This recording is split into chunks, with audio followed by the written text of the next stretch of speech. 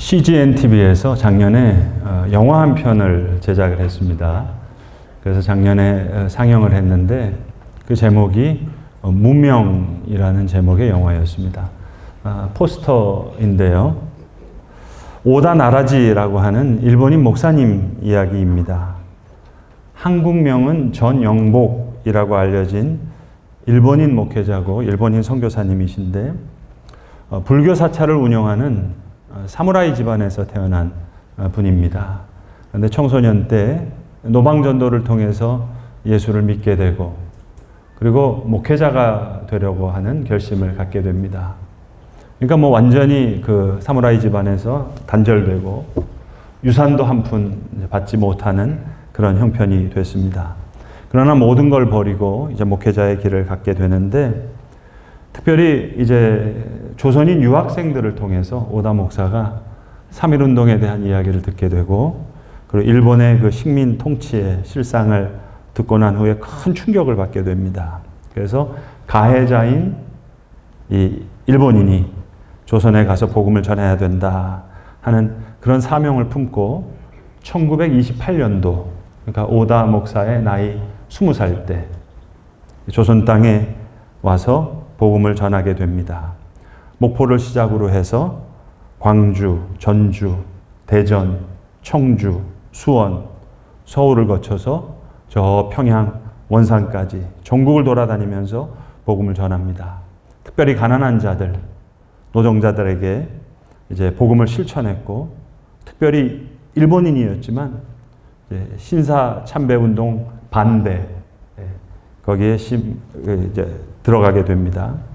그렇게 온갖 어려움을 겪으면서 조선인을 하나님의 마음으로 사랑했던 그 내용이 보여드린 그 영화 무명에 잘 드러납니다.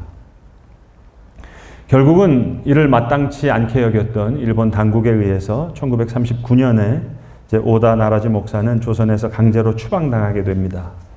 그리고 이 오다 목사는 일본으로 돌아가서 평생을 조선인, 한국인을 위해서 사역을 했습니다. 특별히 교토교회에서 1948년부터 1970년까지 무려 22년 동안 이제 복음을 전하게 되는데 한국인 이름으로 한복을 입고 한국어로 설교하는 그런 목회를 하게 됩니다. 보여드리는 이 사진은 작년 11월에 일본 교토교회가 설립 100주년을 맞아서 한 200명 정도의 성도들과 오다 목사님 관련자들이 모여서 말씀드린 무명 영화의 시사회를 하는 그런 장면입니다. 제자라는 말은 여러분 마데테스, 배우는 자입니다.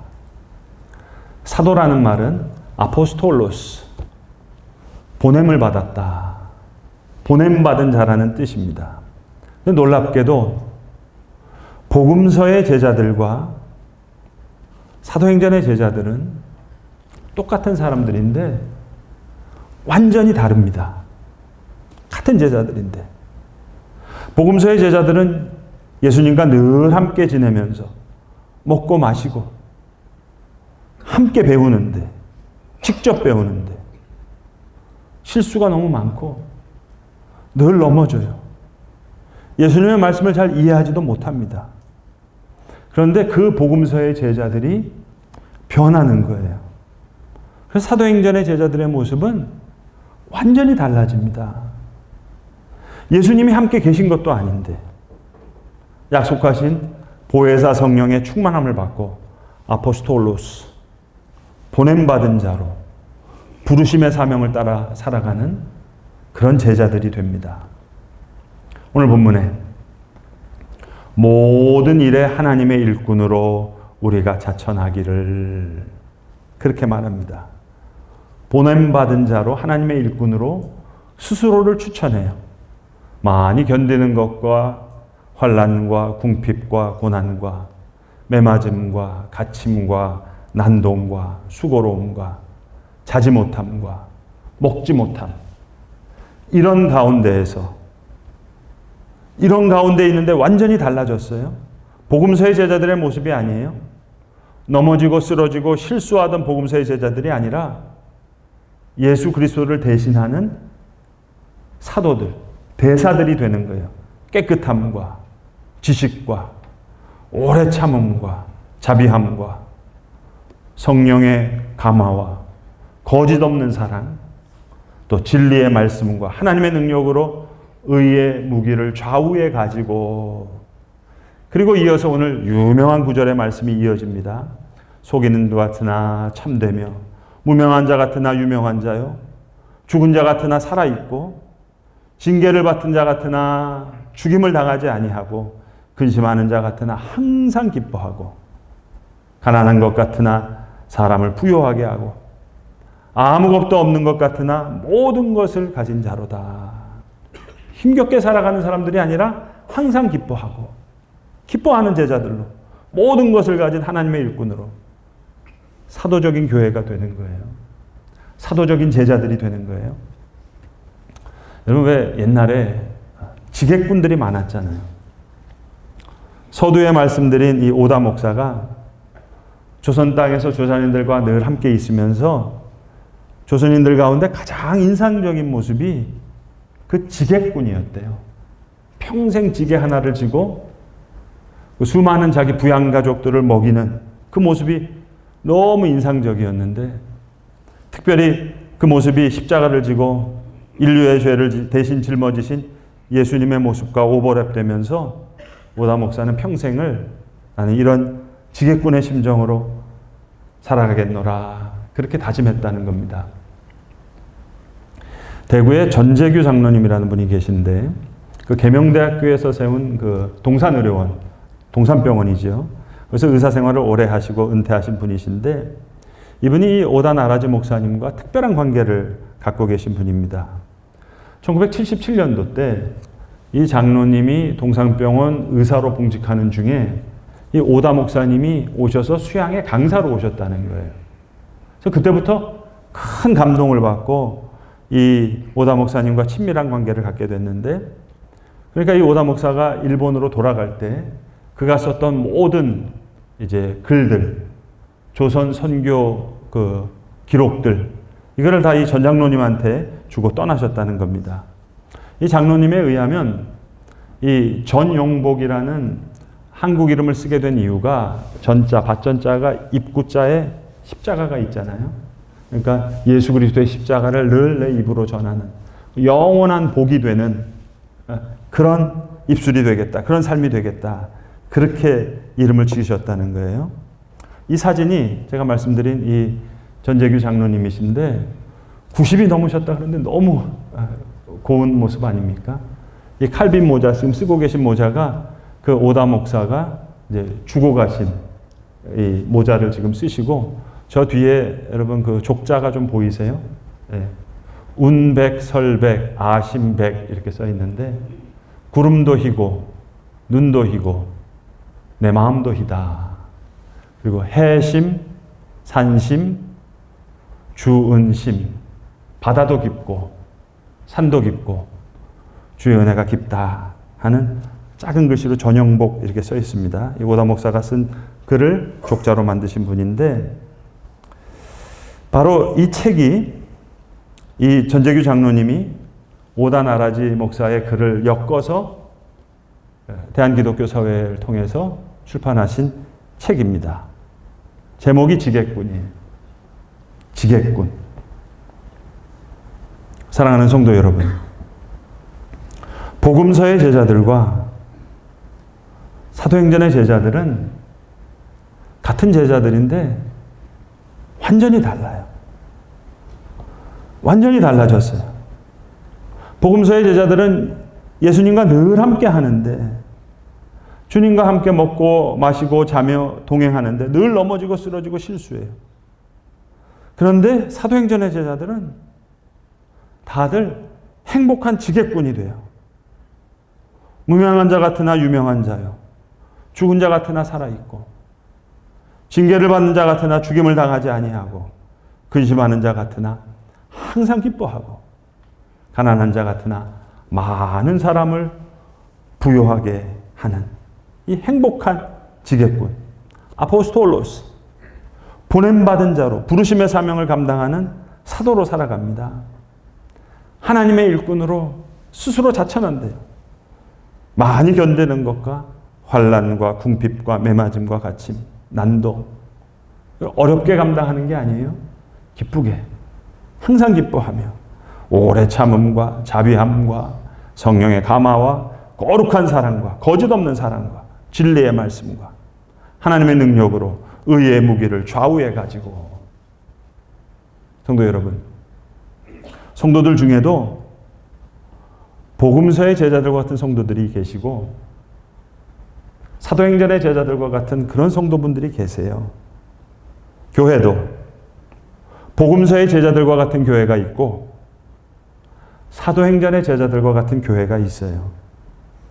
중요한 건 우리가 그렇게 변하리라 해서 변하는 것이 아니라 하나님께서 그렇게 변화시켜 주시는 거예요.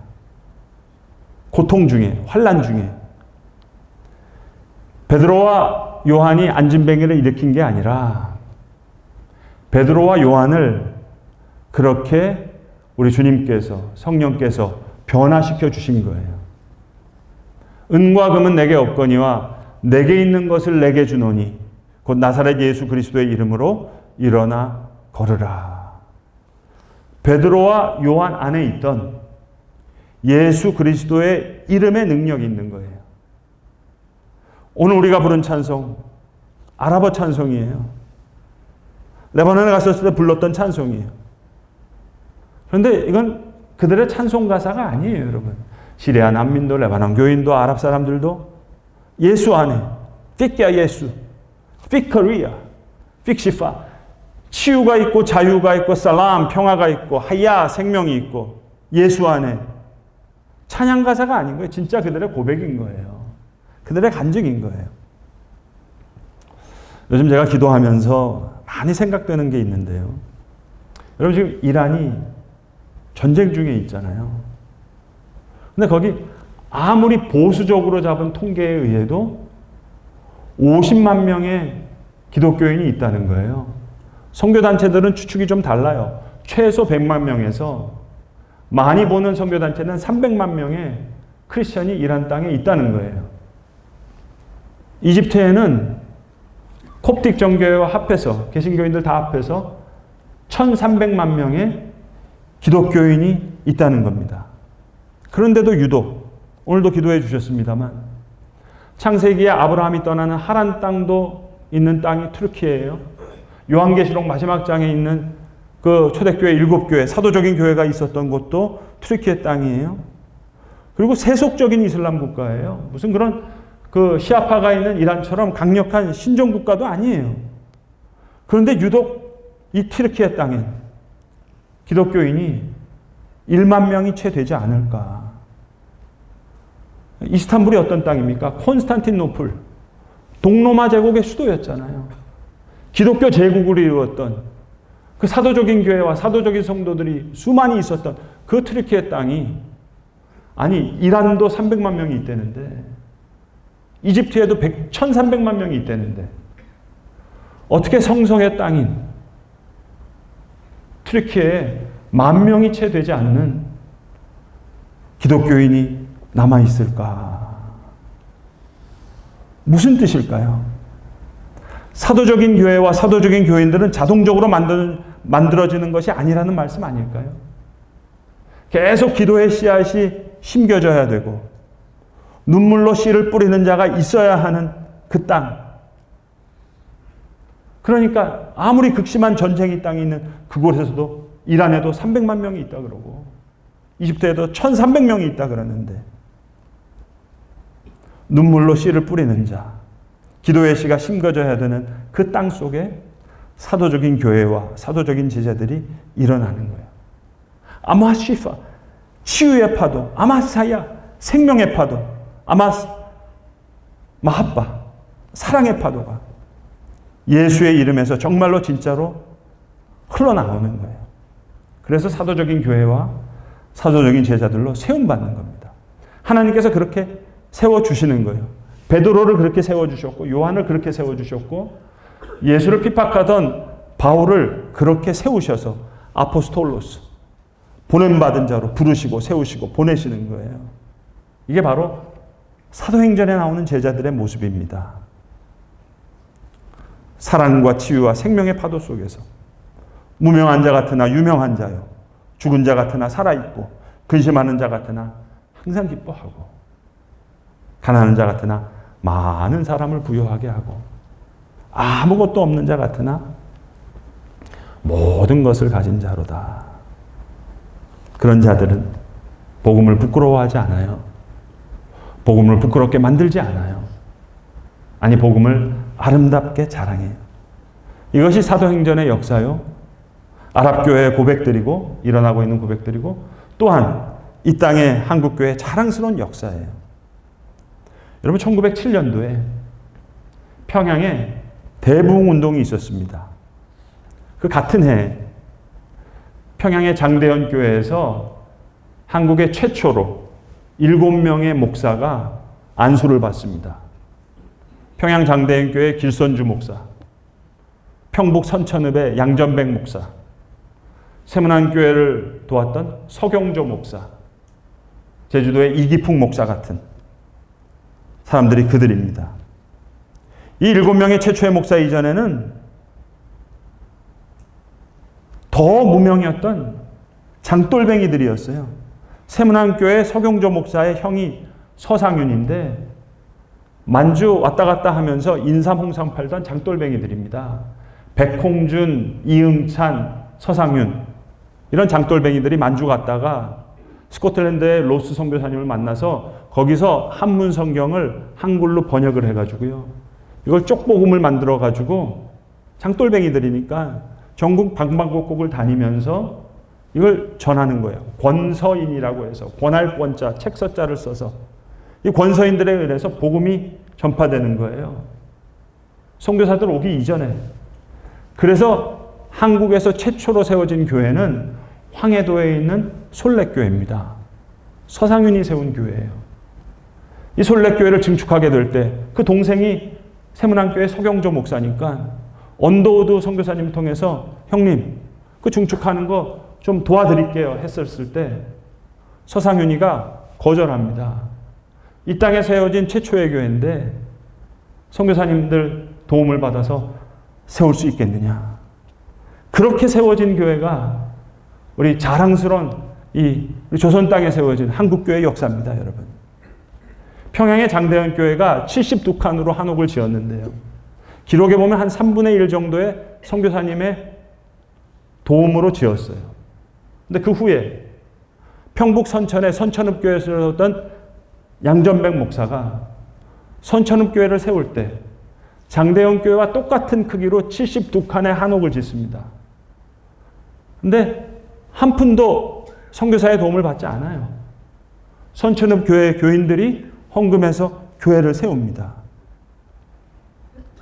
7명이 최초로 목사 안수 받았을 때 우리가 선교사님들 통해서 도움을 이렇게까지 받았으니 우리 중에 한 명은 선교사로 파송해야 되는 거 아니냐. 그래서 이기풍을 제주도로 파송하는 거예요. 여러분, 이것이 지게꽃 같은 모습으로 교회를 섬겼던 이 땅의 자랑스러운 교회의 역사입니다. 복음을 부끄러워하지 않는, 복음을 부끄럽게 만들지 않는, 아니 복음을 아름답게 자랑하듯 무명한 자 같으나 유명한 자요, 죽은 자 같으나 살아있고 근심하는 자 같으나 항상 기뻐하고 가난한 자 같으나 많은 사람을 부유하게 하고 아무것도 없는 자 같으나 모든 것을 가진 자로다. 사도적 교회와 같은 부름받은 교회로, 보냄받은 교회로 세움받은 이 땅의 교회의 자랑스러운 역사입니다. 복음서의 제자로 같은 모습이 아니라 사도행전의 제자로 같은 모습을 가지고 일어났던 이 땅의 성도들이에요. 돈이 없으니까 날연보 하는 거예요. 날연보가 뭔 줄 아세요? 날짜를 드린다고요. 농번기가 아니라 농한기에 가지고 있는 게 시간밖에 없으니까 날연보를 드리는 거예요. 그래서 그날은 아무 일도 안 하고 방방곡곡을 다니면서 복음을 전하는 거예요. 여러분, 우리가 불렀던 이 아랍어 찬송은 아랍인들의 찬송이 아니에요. 우리 할아버지 할머니가 불렀던 믿음의 고백이고 간증입니다. 픽야 예수, 예수 안에 픽커리아, 자유가 있고, 픽시파, 치유가 있고, 픽살람, 평화가 있고, 픽하야, 생명이 있다. 픽야 예수. 우리 할아버지와 할머니들이 부른 노래, 우리의 찬송이에요. 복음을 부끄러워하지 않았던, 복음을 부끄럽게 만들지 않았던, 아니 복음을 아름답게 자랑했던 이 땅의 믿음의 선조들의 노래입니다. 저들의 고백이고 저들의 간증이었어요. 치유의 파도가, 생명의 파도가, 사랑의 파도가 주의 보좌로부터 흘러나오고 있다는, 복음을 부끄러워하지 않는, 복음을 부끄럽게 만들지 않는, 복음을 아름답게 자랑하는 우리의 노래가 되어야 될 것이고 우리의 찬양이 되어야 될 것입니다. 사랑하는 성도 여러분, 이 땅에 하나님의 때가 있었습니다. 그리스도의 푸른 계절이 있었습니다. 그렇다면 이 땅에 반드시 하나님의 때가 올 것입니다. 그리스도의 푸른 계절이 다시 찾아와서 임할 것입니다. 그때 그 계절을 위해 주님은 사도행전의 제자들과 같은 사도적인 교회들을 다시 세우실 거예요. 사도적인 성도들을 다시 부르실 것입니다. 주께서 부르실 때 그 부르심의 자리에, 그 보냄받은 자리에 즐거움으로, 기쁨으로, 힘들게 지게를 지는 게 아니에요, 여러분. 즐거움으로, 기쁨으로 그 자리에 서게 되는 놀라운 은총을 누리는 세우신 교회와 성도 될 수 있기를 간절히 기도하고 소망합니다. 기도하겠습니다. 아버지 하나님, 복음서의 제자들의 모습과 사도들의 제자들의 모습이 완전히 달랐던 것을 우리가 압니다. 주님, 간구하건대 우리에게도 그러한 변화가 있기를 간절히 원합니다. 주께서 부르실 때 보냄받는 그 자리에 서는 은혜를 우리에게도 허락하여 주시옵소서. 사도적 교회와 사도적 성도로 세워지는 귀한 은혜를 주님 우리에게도 허락하여 주시옵소서. 우리 구주 예수 그리스도의 이름으로 기도드리옵나이다. 아멘.